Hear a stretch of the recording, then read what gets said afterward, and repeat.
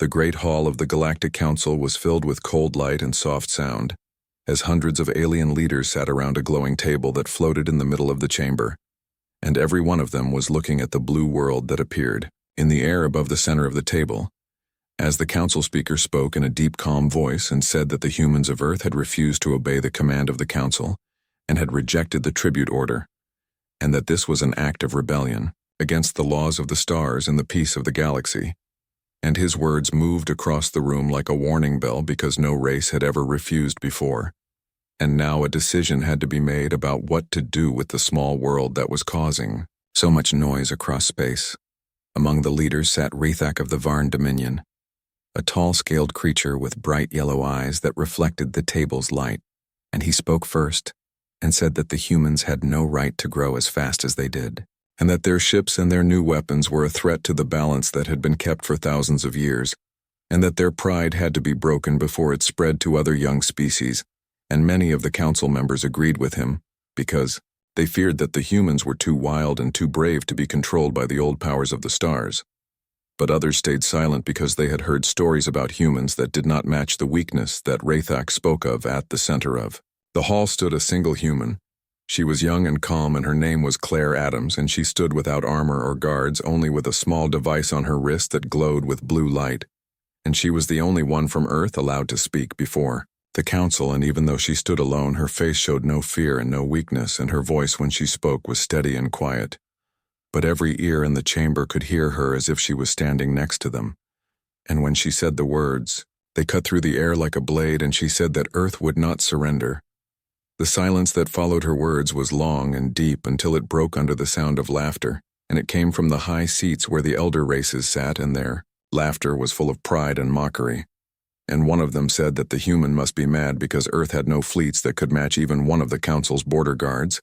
and another said that humans were still children playing with fire, but Claire did not speak again until they stopped laughing, and when she did, her voice did not rise, it stayed calm. And she said that Earth had heard such laughter before, and that it never changed anything because humans had faced much worse than this. And she lifted her wrist and pressed a small button, and images filled the air around her, showing human wars and disasters. And she said that through every storm, through every fall and every broken age, humans had survived and learned and fought and built again.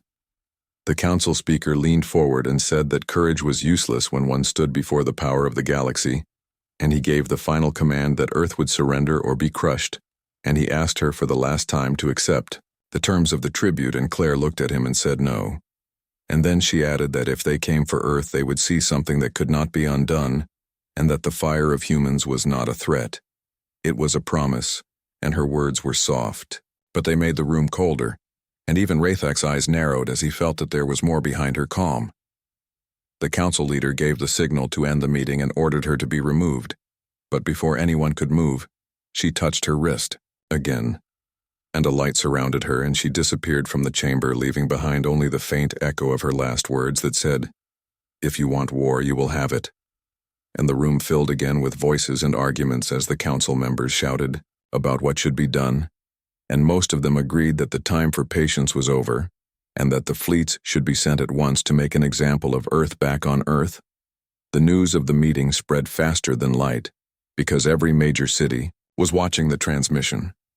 and the people who saw it felt a strange mix of fear and pride because they had seen one of their own stand before the greatest powers in the galaxy and refuse to bow. And in the command center under the mountains of Colorado, Commander Jack Harris stood in front of a large screen that showed the stars and the movement of unknown ships at the edge of the solar system, and he looked at his officers and said that the time had come to do what humans had always done, which was to stand when others told them to kneel. Beside him stood Captain Laura Green, her face calm but her eyes sharp, as she watched the data flow across the screens, and she asked him quietly if he really thought they had a chance against the council fleets, and he smiled without joy and said that they did not need a chance.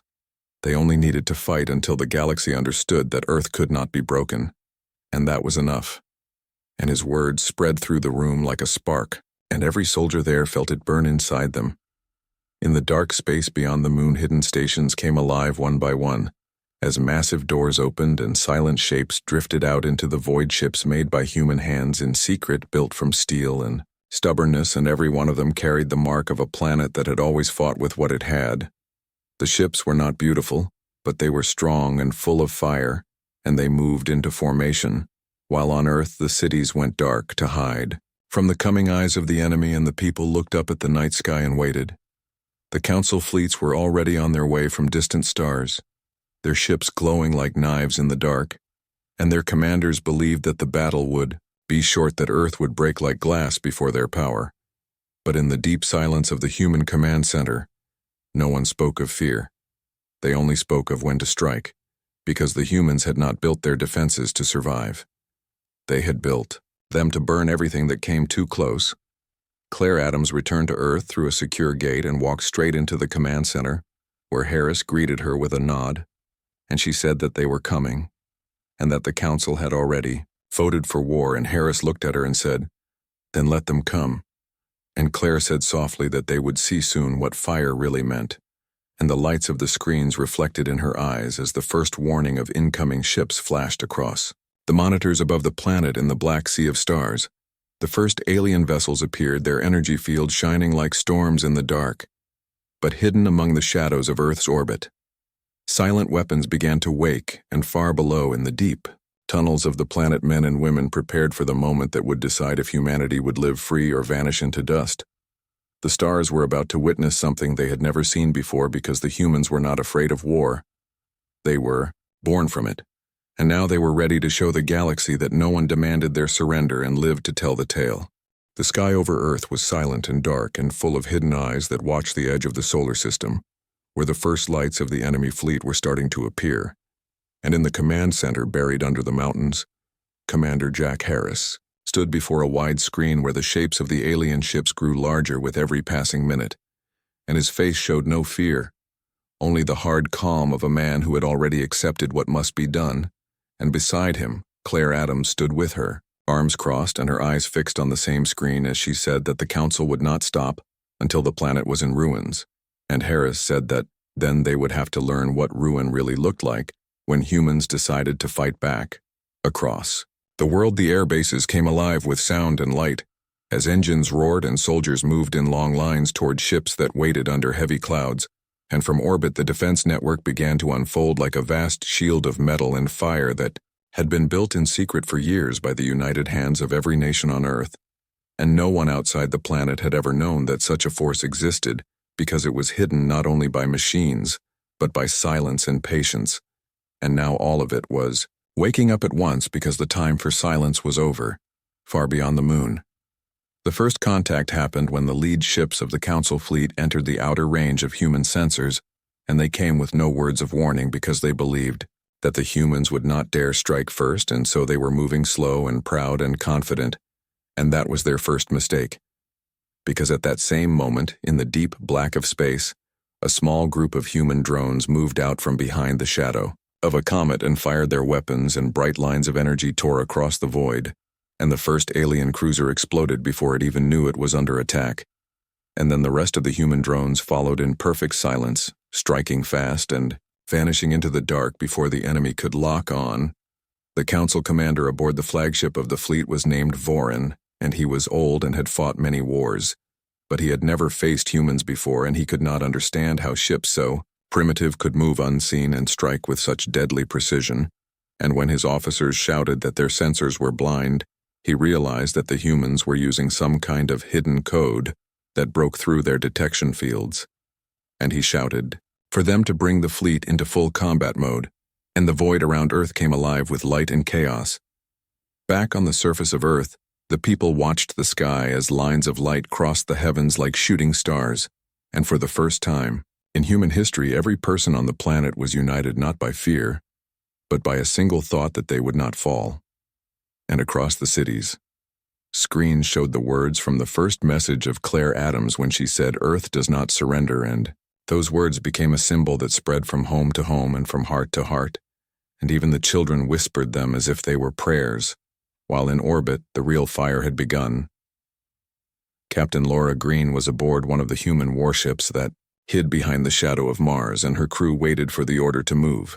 because their ship named Horizon was part of the second wave, And when the command came, she told her people to remember that they were not fighting for power or glory, but for the right to live without chains, and the ship's engines flared bright, and it moved into battle through the dust of Mars like a silent arrow. The aliens had numbers, but the humans had something else that could not be measured because they had been fighting wars since they learned to stand, and they understood loss better than anyone. And every ship that fell only made the rest fight harder, and the battle around the moon became a storm of wreckage and flame. And for every human ship that was lost, 2 alien ships went dark because the humans had no fear of dying. They only feared giving up, and that made them unstoppable.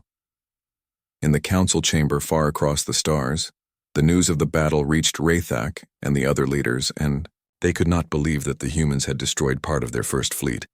And Rathak shouted that the council must send everything they had to crush the rebellion before it spread. And others argued that the humans were dangerous and different, and should be destroyed completely. And so more fleets were called, and the galaxy began to turn its eyes toward the small blue planet that refused to kneel, back in the command center. Harris listened to the reports from every front, and his officers told him that the enemy was pulling back from the moon, and he said to let them go, because he knew that retreat was only the beginning of something worse, because the council would not accept this loss. And he turned to Claire and said that they needed to prepare for the next wave, which would be larger and stronger. And Claire said that they would be ready, because the fire of Earth had only just begun. In the ruins of an alien cruiser that had fallen into the shadow of Jupiter, a small human team moved through the wreckage searching for data, because every bit of knowledge was power. And when they reached the control room, they found records that showed how the council had planned the attack months before the meeting had even taken place, and that meant the demand for surrender was only a lie to cover their plan to take Earth by force. And when Harris heard this, he felt the quiet anger that humans kept deep inside, and he said that they would show the council what it meant to lie to a race that never forgot. All across the system, the humans worked as one, as if every person had become part of the same heartbeat, building, repairing, fighting, planning. And in the space between Mars and Earth, a new line of ships began to form, bigger and faster and stronger than anything they had used before, because the humans learned fast, and every battle taught them something new, and they used every piece of wreckage, every fallen weapon, every bit of alien tech to grow stronger. The alien fleet returned 3 days later with double the size and with ships that could level moons. But when they came near Earth, they found the planet wrapped in light as the defense grid locked into position and the sky filled with fire once again. And this time the humans did not wait for the enemy to strike. They went out to meet them, and the stars turned red as the second great battle began. On the bridge of the horizon, Captain Green gave the order to fire, and her voice was calm as she said that the time for fear was over, and her ship dove through the wreckage of the first fleet and opened fire with all weapons. And in that moment she thought of Earth, and of the people waiting below, and she swore that no one would take that world while she still breathed. The council commander Voran saw his ships fall one after another, and he began to understand that this war was not like any other, because the humans did not fight to win.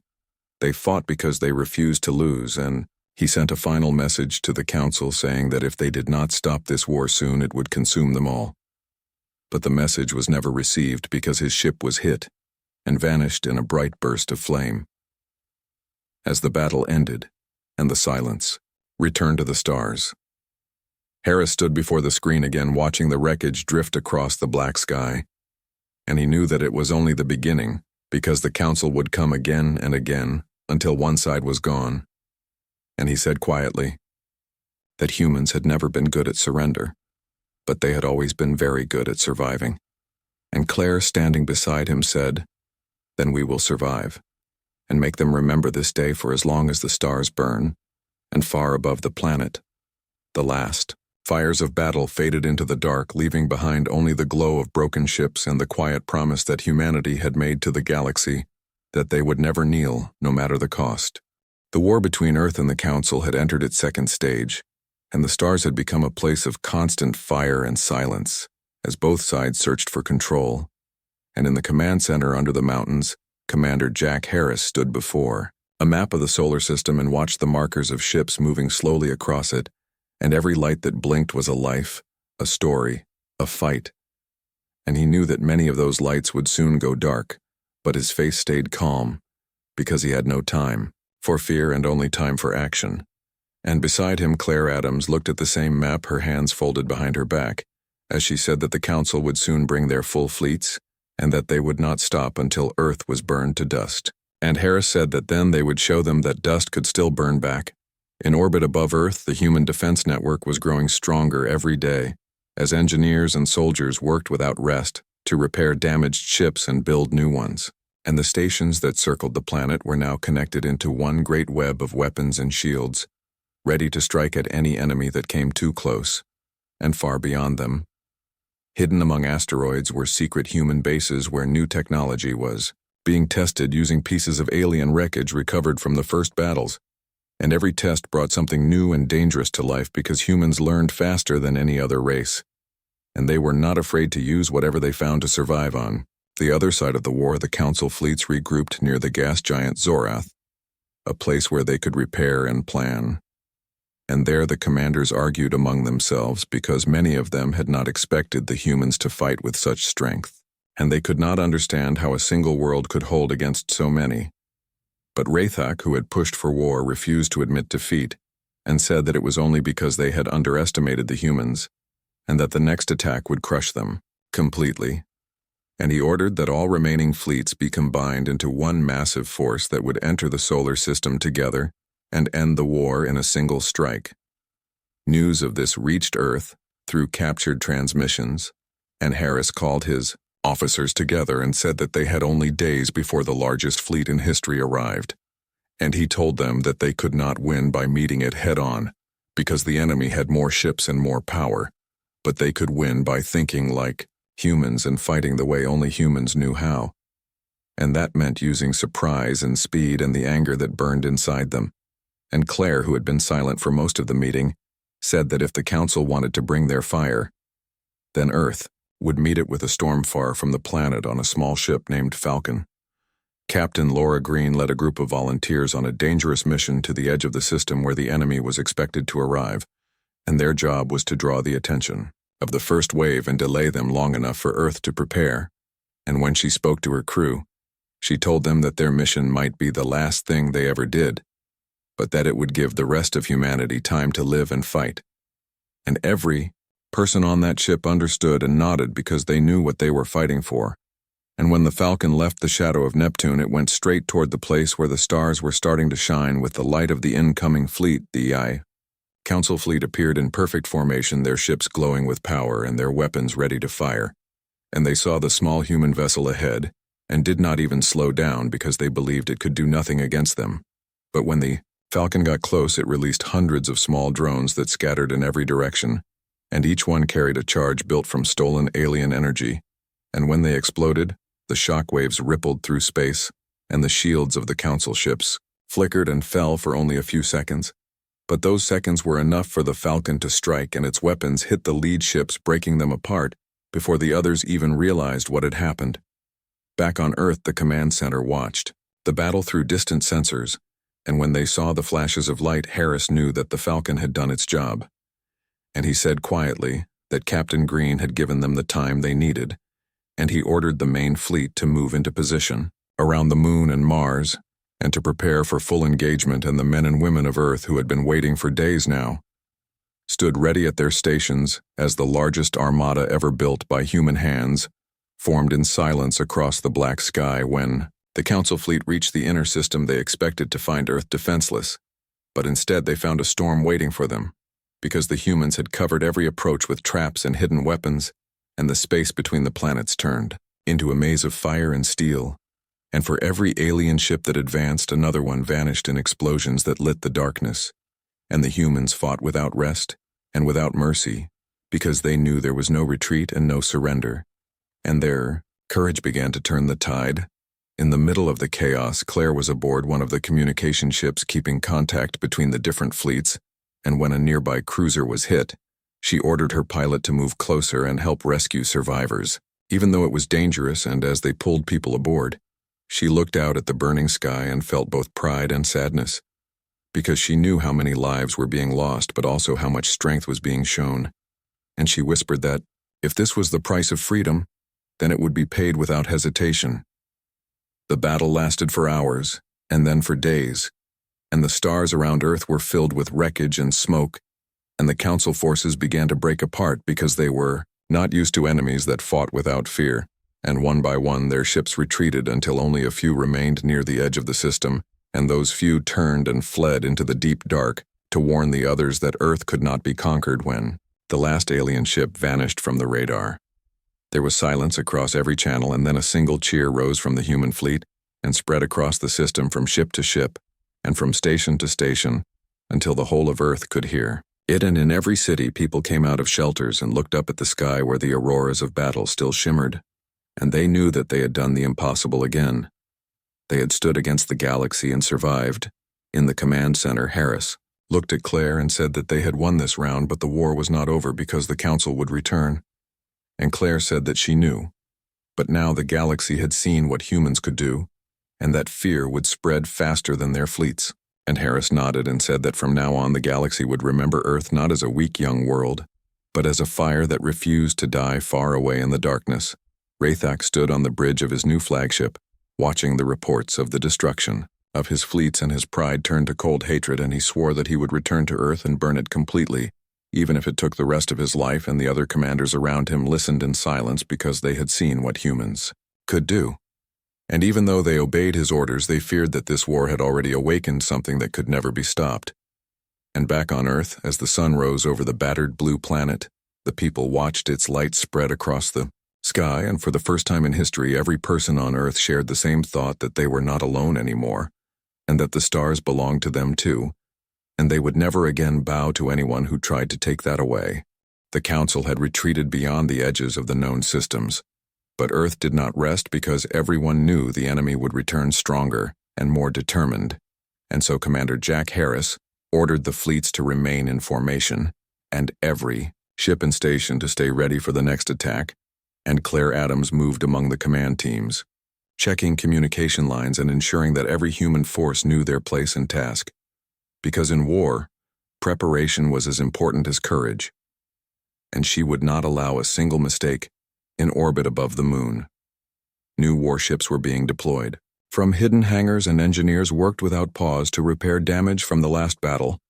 and to upgrade weapon systems using alien technology recovered from destroyed ships, and every modification was tested immediately in simulation to ensure that the humans would strike faster and harder than ever before. And when Captain Laura Green oversaw the launch of the newest fighter squadron, she felt a strange pride, knowing that every pilot on board understood that this mission might be the most dangerous of their lives, but also the most important. The humans had learned quickly from the first encounter, and they were no longer just defending Earth. They were preparing to take the fight to the Council fleet before it could form its massive strike, and Harris called a meeting with his top officers and said that intelligence reports showed the Council would attempt to gather its full fleet near the Zorath system, and that if they allowed it to happen, the second attack on Earth would be devastating. And Claire said that then they would have to stop it before it reached the inner systems, and the officers nodded because everyone knew there was no other choice.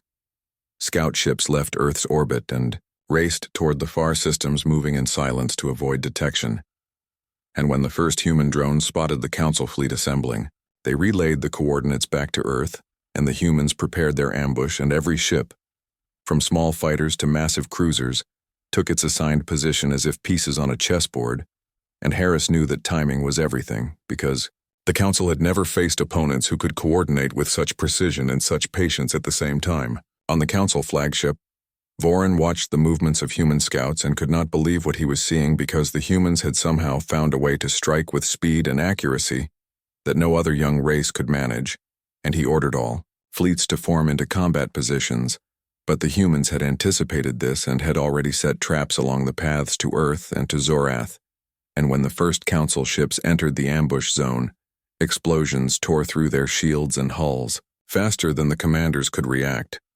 The humans moved with a discipline born from centuries of survival, striking where the Council least expected and retreating into darkness before the enemy could target them. And every battle was a test of strategy and skill and courage, and soon, entire wings of the Council fleet were being destroyed without the humans losing a single major ship, and Harris watched it unfold on the command screens and said quietly that now they were showing the Council that humans were not just defenders, they were hunters. and the fire of Earth would consume anything that threatened them on one of the leading human warships. Captain Green led her squadron into the heart of the Council fleet, using high-speed maneuvers and surprise attacks to destroy supply ships and disrupt communication lines. And when her squadron returned, they had completed their mission without a single loss, and she reported back that the enemy morale would be shaken. And Harris smiled and said that fear was now on their side, and Claire added that this was only the beginning, and that every council commander would remember the day humanity showed what fire truly meant in the middle of the battle. The council tried to bring overwhelming force to crush the humans by concentrating every remaining ship near the asteroid field, close to the Zorath system. But the humans had planned for this, and the field was filled with hidden mines and ambush points, and the council ships walked blindly into the trap, and one by one their engines were torn apart, and their weapons destroyed, and the stars filled with debris as humans controlled the flow of destruction with precision and patience that the aliens had never seen before on Earth. People watched the news reports from the edge of the solar system as transmissions showed the council fleets being destroyed far from their planet, and every human citizen felt pride and hope, and the belief that their world could survive anything. And in the command center, Harris and Claire spoke quietly about the victory and the cost, because hundreds of human lives had been lost, and every life was sacred. But they also knew that the Council could not be allowed to strike Earth again, unchallenged, and that humanity had to press its advantage. As the smoke of battle cleared, the remaining Council forces tried to retreat and hide among uncharted systems, but the humans had scouts and ships ready to follow them and prevent regrouping, and Harris ordered the human fleets to pursue with care to prevent ambushes, but to also make sure that the Council would never gather strength again, and Claire coordinated with distant units to make sure every path of escape was monitored, and every strike was precise. For the first time, the Council began to understand the full scope of human determination, because the young race they had underestimated was now demonstrating skill, strategy, and courage that could match entire fleets. And Vorin on the flagship realized that the humans had done what no one else had ever done. They had turned the table and made the Council fleets afraid to approach Earth at all. And for the first time, he felt doubt and fear that their plans might fail completely. The victory at Zorath became the turning point of the war, because the humans had shown that no matter the size of the enemy, their fire could strike anywhere, and with deadly force and on Earth. The people celebrated quietly in their homes and on the streets, knowing that the skies above them were safer for a time, because of the courage and skill of every soldier, pilot, and officer. And they whispered to each other that humanity was not just surviving, it was becoming a force that the galaxy would never forget.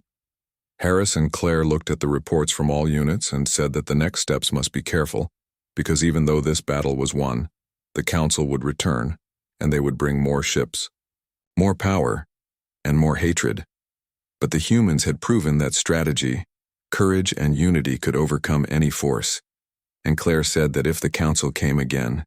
they would be met not just with defense but with the fire of an entire planet. And Harris nodded and said that this fire would burn across the stars until no one dared threaten Earth again.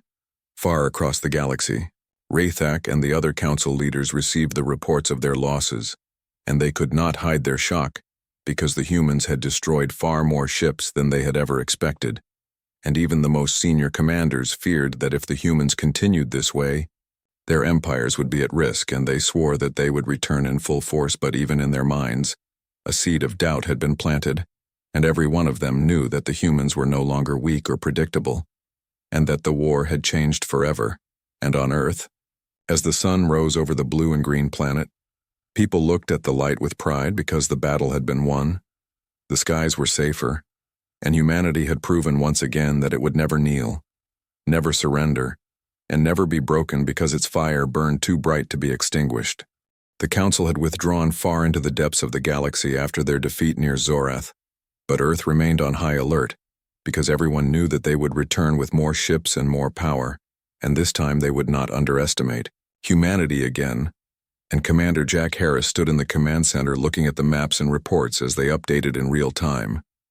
And he said that they had bought time, but the war was not yet over. And Claire Adams nodded and replied that they would be ready, and that every human would stand and fight because surrender was not an option for their world. Across the orbital fleets, Ships repaired and rearmed themselves after the recent battles, and engineers worked without pause to incorporate new technology from captured alien vessels, and every modification made the human forces stronger, faster, more capable of striking. Before the Council could react, and Captain Laura Green led training exercises for pilots and crew who would be part of the next engagement, and she reminded them that every human who flew that day carried the hope of the entire planet on their shoulders, and that failure was not permitted. Intelligence reports showed that the Council had begun rebuilding their fleets in distant systems, and that they had learned from previous mistakes, and this made every officer in the human command understand that the coming battle would be larger and deadlier than any they had faced so far. And Harris called a meeting with his top commanders and said that they must plan carefully and strike strategically, and Claire added that the humans had something the Council could not understand: the determination to survive and to fight no matter the odds. Meanwhile, on the Council flagship,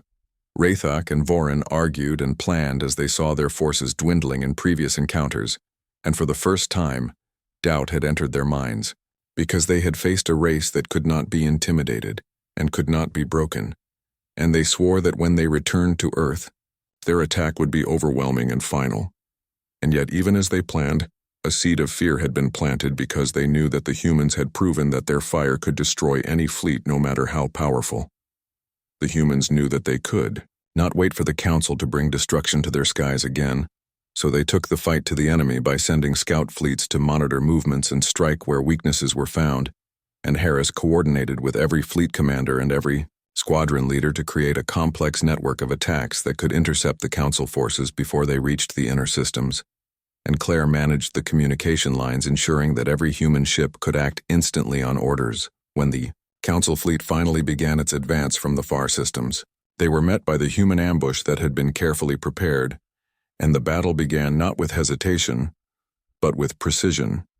because the humans had studied the movements and strategy of the Council and knew exactly how to exploit every weakness and every distraction, and soon the Council ships found themselves under relentless attack from every side, and their numbers began to crumble under the force of the human strikes. Captain Green led a strike team through the heart of the enemy formation, targeting command and supply ships, and every explosion they caused disrupted the rest of the fleet, as humans moved in waves, striking quickly and retreating before the aliens could respond effectively. And Harris watched the operation unfold on the screens and said quietly that this was the moment humanity had prepared for, when the young blue world would prove that no empire in the galaxy could command it without paying a heavy price on Earth. People watched the skies through satellites and news transmissions, and even though most were far from the battle, they felt the same courage that drove the soldiers and pilots in space, because every explosion and every strike reminded them that their world could not be conquered, and that humans would not kneel no matter the threat. And in homes and streets across the planet, people whispered that the fire of humanity had spread beyond their skies and into the hearts of everyone alive. The Council fleet began to break apart as their leaders realized that their attacks were failing, and that every new ship they sent forward was destroyed before it could reach Earth. And Rathok felt his anger turn to disbelief, because for the first time, he could not understand the human strategy or their resolve. And even Vorin admitted that the fire of Earth could not be stopped by conventional means, and that no matter how many ships they built, the humans would find a way to meet them with fire of their own. Harris ordered the human forces to press their advantage and to pursue the remaining Council ships to ensure that they could never regroup to launch another attack, and the fleets moved across the stars with precision, striking outposts and remaining fleets that tried to hide among asteroids and uncharted systems, and every victory reinforced the idea that humans were no ordinary species, because they combined courage with intelligence and patience, and every battle became a lesson that could not be ignored. Claire coordinated communication between scattered units and ensured that every human pilot and officer knew their task, and every ship knew where to strike and when to retreat. And as the battle reached its climax, the Council's remaining forces were surrounded and outmatched, and they began to retreat deeper into unknown space, hoping to survive and regroup. But the humans followed cautiously, ensuring that no escape route remained unmonitored, and that every victory could be converted into permanent advantage. In the middle of the final battle, Captain Green led her squadron on a daring mission to disable the Council flagship, and the strike was precise and effective, and the ship was destroyed in a massive explosion that lit the surrounding stars and sent shockwaves across the remaining fleet. And as the flagship fell, the Council forces realized that Earth was no longer a planet to be taken lightly, and that the humans had turned their defiance into a force that could not be ignored or defeated by fear back on Earth. Harris and Claire observed the final retreat of the Council forces and realized that the war was won not only by force but by the will of the human species. And Harris said that the Council had underestimated the fire that lived in humans, and Claire replied that it was a fire that would never die because it was born from survival and unity and courage. And from that moment forward, the galaxy would remember that Earth did not surrender, and that no power could force it to bow. The people of Earth celebrated quietly but with pride, because they understood that their victory was built on courage and sacrifice, and that the war had shown every human that their planet belonged to them, and that their fire would always protect it. And as they looked at the skies, they whispered that they had not just survived, they had unleashed a power that the galaxy would never forget, and that any who tried to threaten them would see the fire of humanity again. Far across the stars, the Council fleet regrouped in distant systems, and the leaders could not hide their fear, because the humans had shown them something that no empire had faced before: a species that refused to bow, refused to surrender, and fought with the intelligence, courage, and unity that made them unstoppable. And even as the Council plotted their next moves, they knew deep down that Earth would never be conquered, and that the fire of humanity had already burned its mark into the galaxy. And on Earth, as the sun rose over the quiet blue planet, the people looked to the skies and knew that they had won a war that could have destroyed them,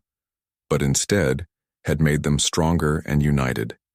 and that from now on, no voice in the galaxy would dare demand their surrender, because humanity had shown its fire and it would burn forever.